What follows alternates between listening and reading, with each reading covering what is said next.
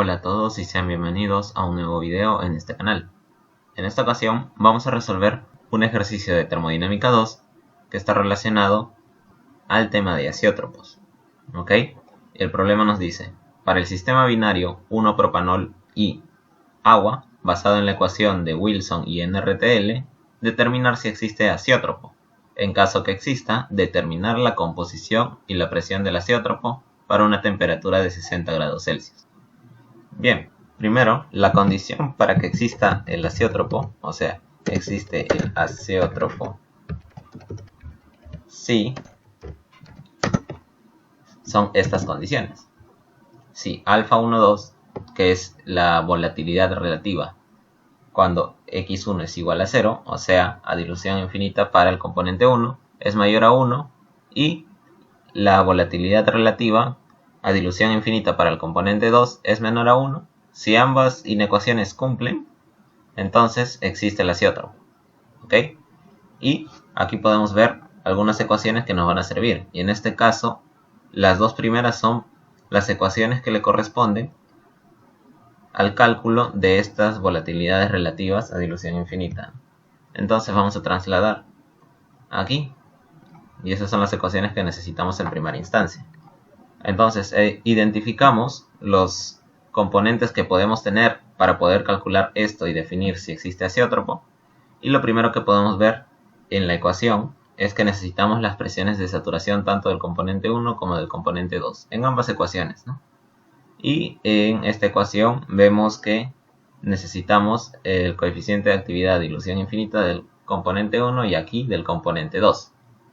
Entonces, lo primero que vamos a hacer es calcular las presiones de saturación, que son, por el momento, lo más fácil que podemos calcular debido a que tenemos la temperatura del sistema y tenemos cada componente del sistema.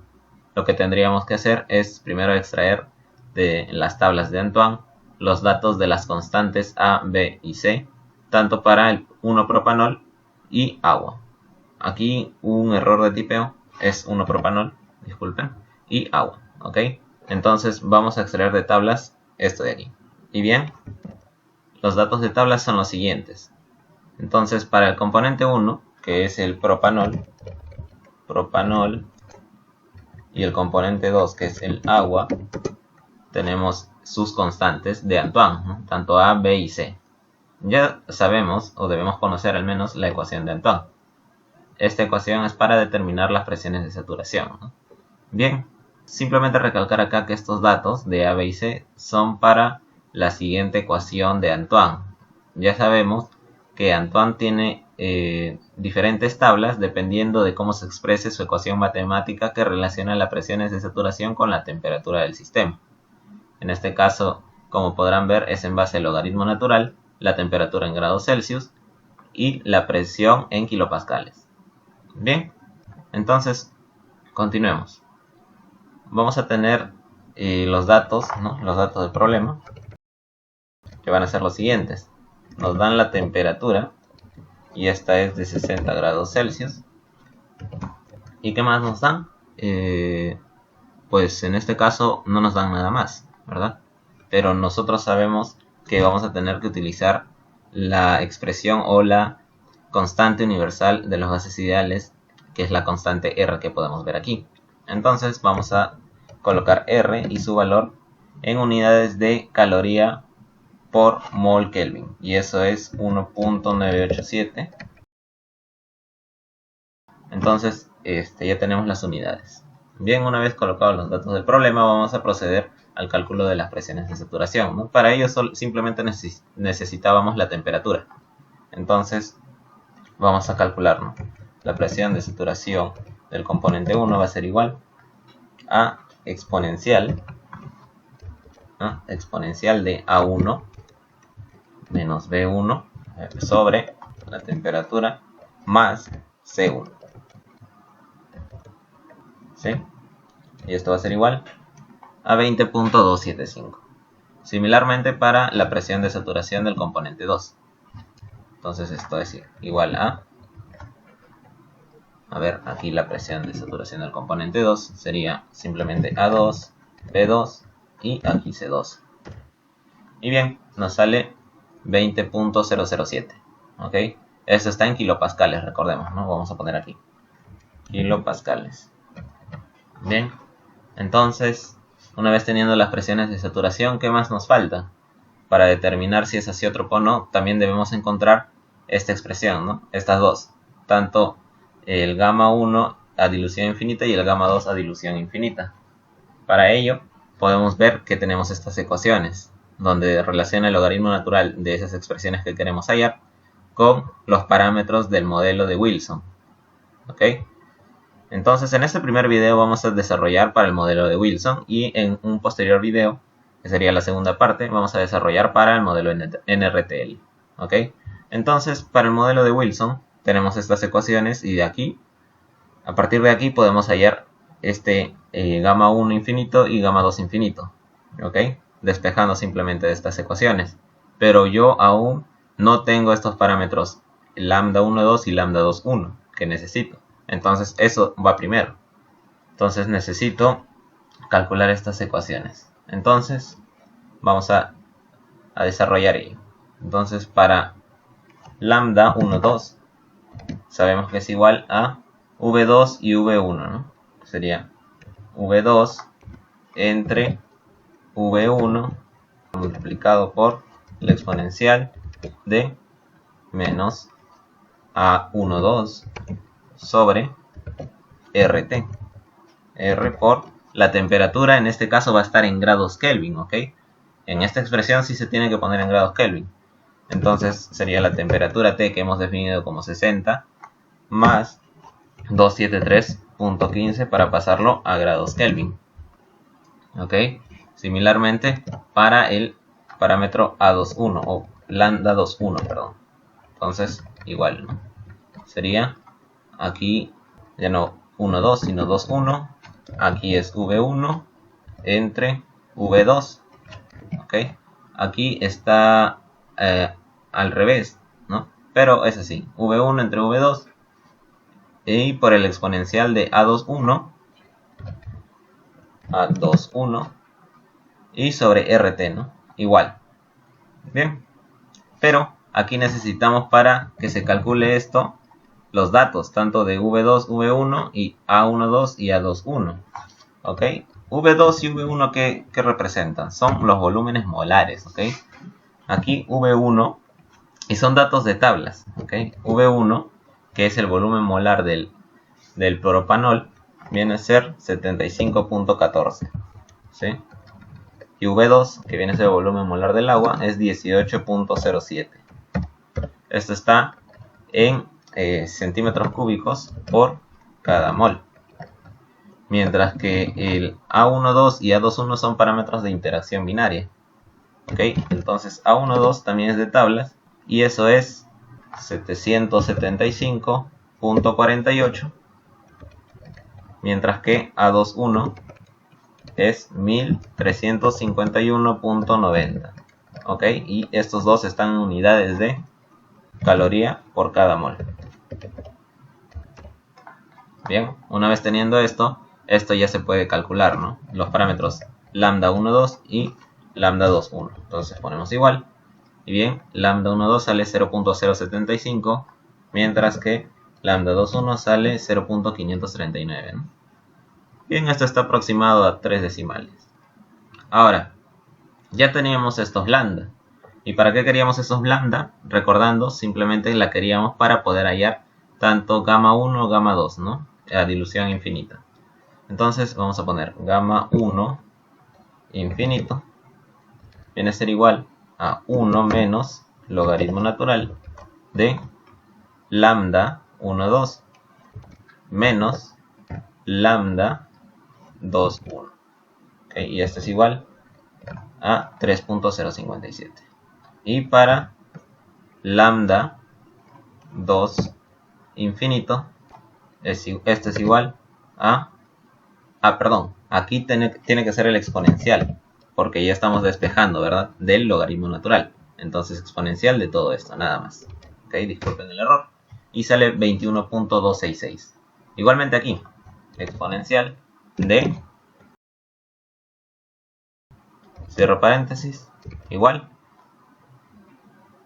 y bien, me sale 4.677.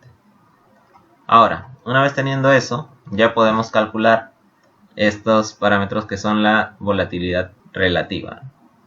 Entonces, vamos a calcular ello.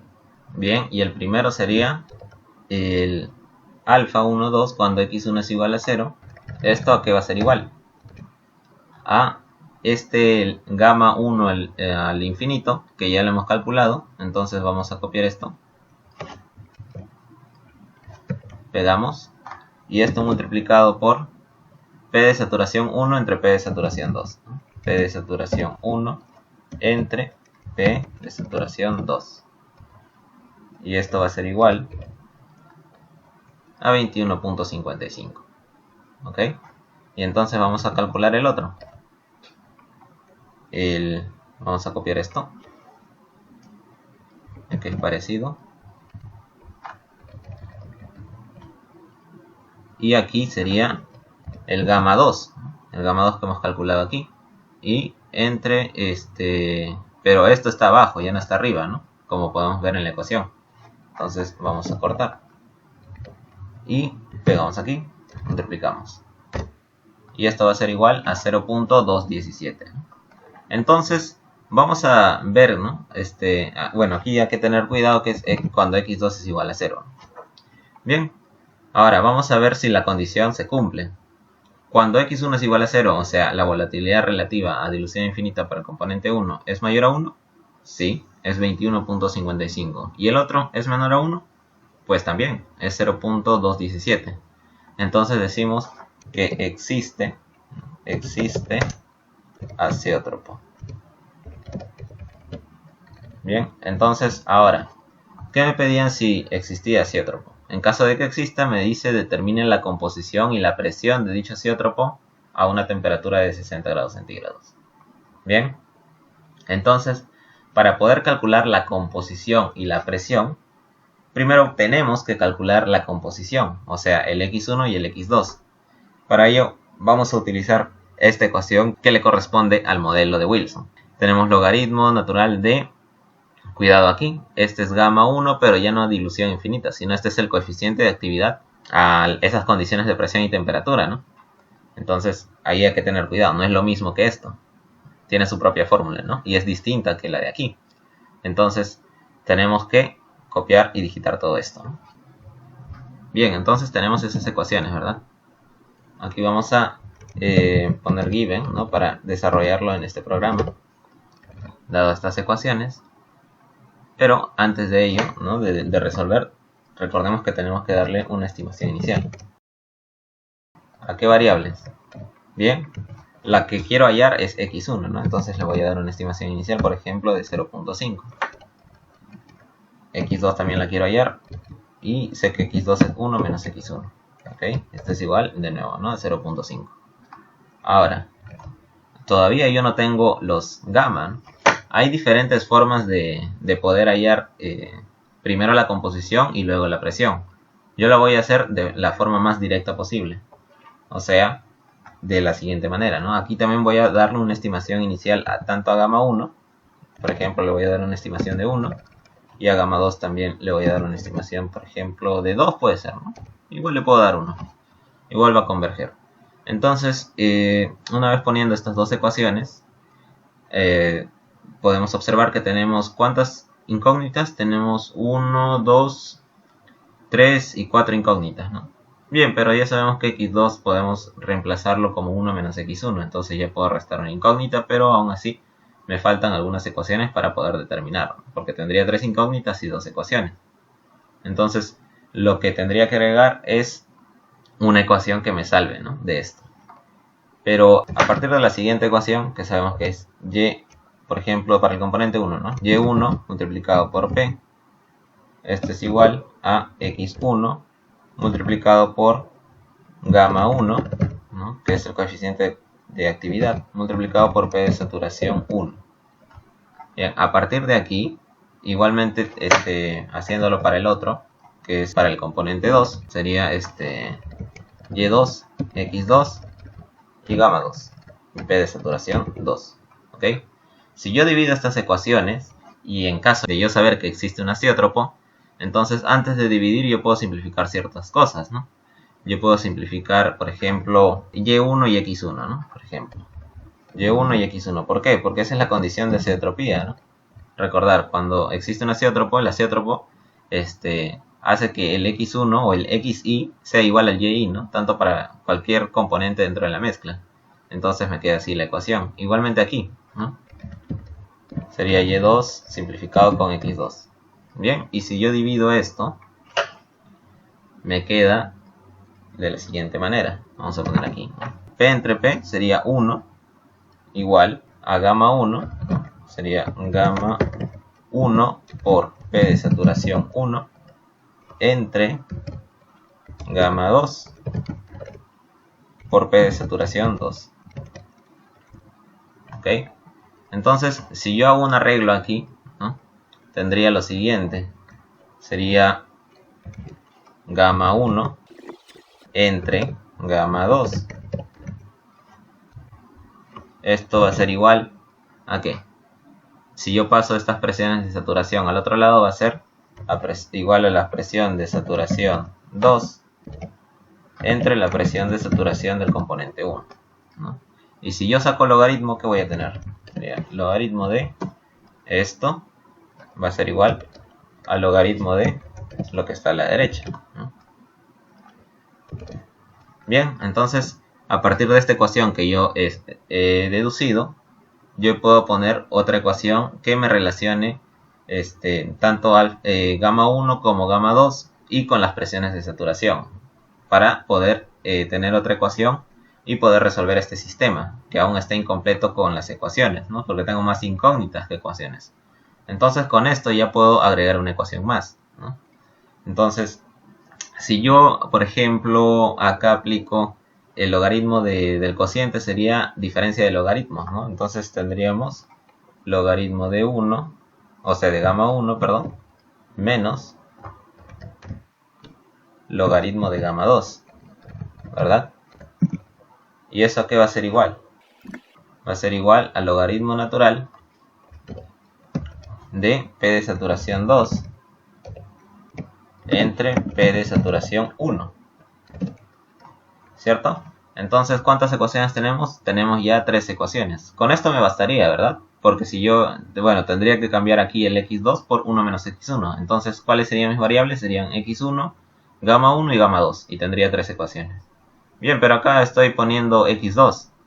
Entonces, el programa no lo va a leer, ¿no? No va a leer x2 automáticamente como 1 menos x1. Entonces, yo tengo que poner otra ecuación aquí. Y decirle que x1 más x2 tiene que ser igual a 1, ¿verdad? Y entonces así ya tendría 4 incógnitas y 4 ecuaciones. ¿Cuáles son mis incógnitas? Estas 4, ¿no? x1, x2, gamma 1 y gamma 2. Y estas son mis 4 ecuaciones. Entonces el programa ya lo va a poder resolver. Bien, entonces ustedes lo pueden hacer con cualquier otro programa o con una hoja de cálculo como Excel también. Yo lo voy a hacer aquí. Entonces aquí tenemos que poner find, que es encontrar x1, ¿no? Las variables que yo quiero hallar. Sería x2 también, gamma 1 y gamma 2. ¿Sí? Entonces aquí ya simplemente quedaría ponerle igual. Y me da las respuestas, ¿no? Si yo he puesto x1 primero aquí, me va a salir en el orden de arriba hacia abajo, ¿no? Entonces este pertenece al resultado de x1. O sea, x1 sería 0.439, x2 0.561 y así sucesivamente, ¿no? Gamma 1 sería 1.554 y gamma 2 1.575, ¿ok? Bien, pero yo lo voy a poner un poco más ordenado, por decirlo de alguna manera. Aquí voy a poner, por ejemplo, una matriz. Voy a insertar aquí una matriz y voy a poner 4, ¿no? 4 filas y una columna. Y bien, aquí que voy a poner sería en el mismo orden. x1, las variables que quiero, ¿no? x2, x3, perdón, x3 no, gamma 1 y gamma 2. Le doy enter y aquí podría poner, ¿no?, al costado ya las respuestas. x1 igual y ya me sale el resultado. Igualmente, x2 igual, me sale el resultado. Aquí voy a poner gamma 1 Y ahí está el resultado y gamma 2, ¿no? Gamma 2 igual. Y bien, estos son mis resultados, ¿no? Ya tengo la composición aquí. Sé que X1 es 0.439, ¿no? Que es la composición en la fase líquida de el componente 1 y en este caso es el 1-propanol, si recordamos. A ver, aquí está. Componente 1 es el 1-propanol, ¿sí? Y el componente 2 es el agua. Y bien, con eso ya tendríamos resuelto la primera parte que nos pedía la composición, ¿no? Podríamos hallar el Y1 y el Y2, claro que sí, pero yo ya sé que en un azeótropo, ¿no? Que el Y1 viene a ser igual al X1, entonces ese es igual a lo mismo, y el Y2 ¿a qué va a ser igual? Al X2, ¿no? Y entonces eso va a ser igual a lo mismo. ¿Qué más? Me pedían la presión, ¿no? ¿Y la presión cómo la voy a hallar? Bien, la presión, como pueden ver aquí, utilizando la ley de Raoult simplificado para un azeótropo, ¿no? Donde Y1 se ha cancelado con X1 e igualmente Y2 con X2. Podría hallarlo de estas maneras distintas, ¿no? O sea, gamma 1 por P de saturación 1 me da la presión, o puedo usar gamma 2 por P de saturación 2 y también me va a dar la presión. Entonces voy a usar, por ejemplo, la primera, ¿no? Entonces la presión va a ser igual a gamma 1, ¿no? Gamma 1 multiplicado por P de saturación 1. Entonces es igual a 31.504. Y si yo quiero hallarlo de manera diferente, como aquí, entonces hago lo mismo, ¿no? Sería gamma 2 por P de saturación 2. Y eso es igual, como pueden observar, a 31.504 también. ¿En qué unidades? Estos dos están en kilopascales, ¿sí? Y entonces ya tendríamos la respuesta para el primer apartado que nos piden, ¿no? Ya que nos pedían la composición, ya tenemos X1, X2, Y1, Y2, que son lo mismo, y la presión, ¿no? Del sistema. Pero esto lo hemos hecho con el modelo de Wilson, ¿no? Utilizando todas estas ecuaciones que provienen del modelo de Wilson. Entonces, ya en otro video haremos la solución utilizando el modelo de NRTL. Bien, entonces hasta aquí llega el video. Gracias por su atención y si les ha gustado, nos apoyarían dejando su me gusta y compartiendo el video. Y si quieren ver más contenido como este, suscríbanse al canal, ya que estaremos subiendo más contenido relacionado al curso de Termodinámica 2. Así que por mi parte sería todo y nos estaremos viendo en la próxima.